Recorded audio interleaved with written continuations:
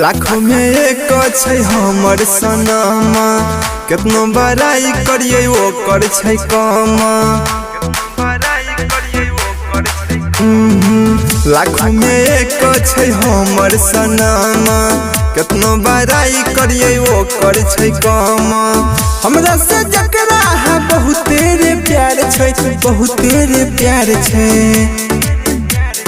नैना कजरार छै, पातर पातर डार छै, पगली हमर सुन बड़ सुकुमार छै। नैना कजरार छै, पातर पातर डार छै, पगली हमर सुन बड़ सुकुमार छै।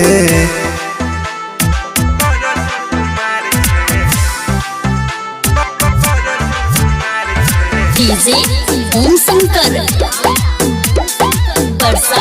हरभिंडा। ओठ लाग छै जना पानक पात, चीनी से मीठ लाग छै ओकर बात।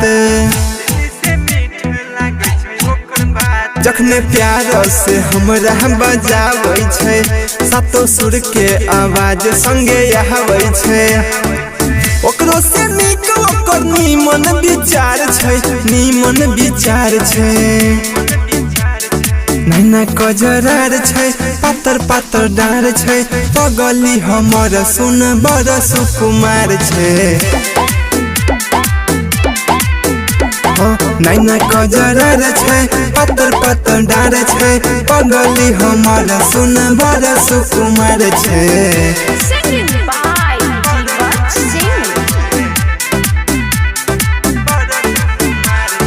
डीजे ओम शंकर हरभिंडा। गोर बदन जन लागे संग मर मर, सोलहो सिंगार में लागे छै और सुंदर। प्यार के मतलब सब किछ जाने छै, सिंह जीवच के बात सब माने छै।